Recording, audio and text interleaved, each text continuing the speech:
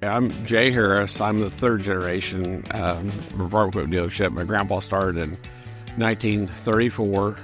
I've been here about every day of my life. We're a real good farm area. There's a little bit of wheat, double crop beans, but mainly a corn and soybean area. I remember when Keith came down when they first came out with the Halo concept, and we couldn't tell anybody about it. It's a top secret deal. And he shows it to me. I'm like, oh, just another high-speed disc. There's already all kinds of high-speed discs.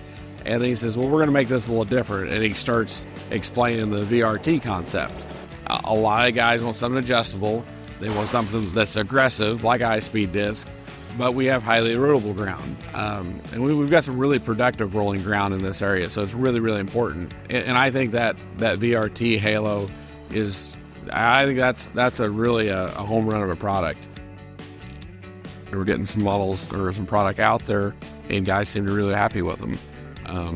But they were very concerned on as far as wear, longevity, like how's that going to hold up compared to what the other manufacturers have brought to the marketplace, and it's held up well. I can't say I really had very problems at all, if any, with any of the Halo products we've sold. What I think is neat about it, you can kind of tailor it to the size of tractor and the job you want done. So if you've got a big tractor, you got plenty of horsepower, and you want to throw lots of dirt, you can do that.